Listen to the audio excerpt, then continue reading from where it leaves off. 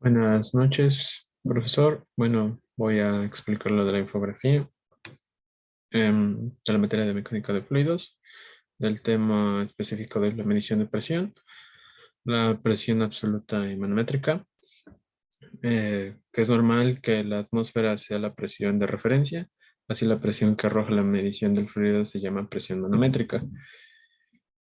Pero se divide en dos: la presión absoluta es la presión manométrica más la presión atmosférica, y la presión manométrica es la diferencia entre la presión absoluta y la presión atmosférica.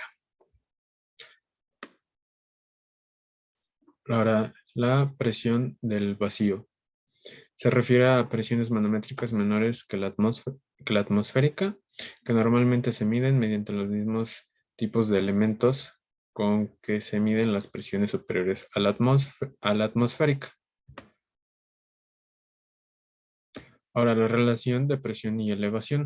La presión varía en forma lineal con el cambio en la elevación y profundidad. Una disminución de la elevación ocasiona un incremento de la presión. Un incremento en la elevación provoca una disminución de la presión. No se aplica a los gases porque el peso específico de un gas cambia con la presión. Su relación... ok. Líquidos y gases. Un líquido es un fluido incomprensible por lo que cambian las posiciones, pero no las distancias de las partículas. Así su peso específico y así su peso específico y es constante. Un gas es un fluido compresible en el que pueden cambiar tanto las posiciones como distancias de partículas que conocen el cuerpo. Su peso específico cambia conforme la presión. Ahora, la atmósfera estándar se ha definido como un aire ideal desprovisto de humedad, vapor de agua u otras partículas en suspensión que obedece a la ley de los gases perfectos. La paradoja de Pascal es la fuerza debida a la presión que ejerce un fluido en la base de un recipiente. Puede ser mayor o menor que el peso del líquido que contiene el recipiente. Esta es la esencia de la paradoja hidroestática. Pero esta paradoja se resuelve en el momento en el que tenemos en cuenta las componentes verticales de las fuerzas que ejerce el líquido, sobre todo las paredes del recipiente originadas por la presión. Manómetro tipo U. En la figura muestra un esquema del manómetro de tubo U. Está formado por un tubo de vidrio doblado en forma de U, lleno parcialmente con un líquido de densidad conocida. Uno de sus extremos se conecta a la zona donde quiere medirse la presión y el otro se deja libre a la atmósfera. La presión ejercida en el lado de alta presión produce el movimiento del líquido dentro del tubo, lo que se traduce en una diferencia de nivel marcado como H. Esta altura H dependerá de la presión y de la densidad del líquido en el tubo.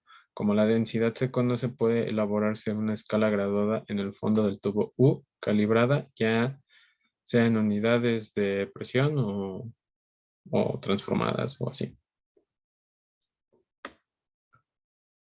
Manómetro diferencial. El manómetro diferencial es un tipo especial de manómetro que mide la diferencia de presión entre dos puntos, entre dos ambientes.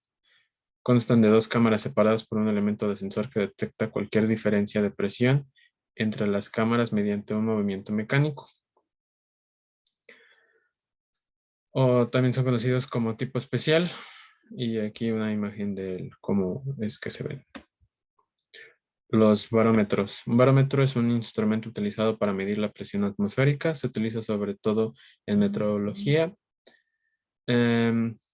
como complemento de otros instrumentos y proporciona datos importantes sobre la evolución de las condiciones externas. Los tipos de manómetros son de gas, de mercurio, aneroides, electrónicos y barógrafos. Aquí una muestra de cómo es que hay diferentes tipos. Y bueno, continuando, la presión expresada como altura de una columna de líquido. Con frecuencia, cuando se miden las presiones en sistemas de aire en ductos de calefacción, la magnitud de aquellas es pequeña. En ocasiones se utilizan manómetros para medirlas y las lecturas se toman en unidades como pulgadas de agua, que significan pulgadas de columna de agua, en lugar de unidades convencionales como el pascal. Medidores de presión. El medidor de presión de tubo Bourdon es un dispositivo utilizado con frecuencia para medir la presión. La presión que se va a medir se aplica al tubo inferior aplanado, el cual normalmente tiene una forma de segmento de círculo o espiral, como aquí.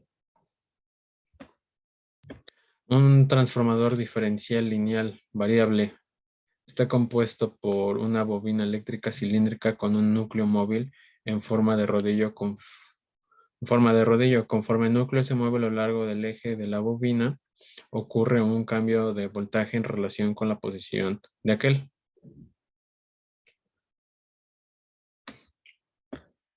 Ahora, el de efecto piezoeléctrico consistente en que una carga eléctrica a través del cristal varía con la tensión que ejerce sobre él. Al hacer que la presión ejerza una fuerza de forma directa o indirecta sobre el cristal, se ocasiona un cambio en el voltaje relacionado con el cambio de presión. Por último, el resonador de cuarzo. El resonador de cuarzo, un cristal de un cuarzo resuena con frecuencia que depende de la tensión en el cristal. La frecuencia de resonancia se incrementa conforme la tensión aumenta. Por el contrario, la frecuencia a la que resuena el cuarzo disminuye con la compresión. Los cambios de la frecuencia se miden con mucha precisión por medio de sistemas electrónicos digitales.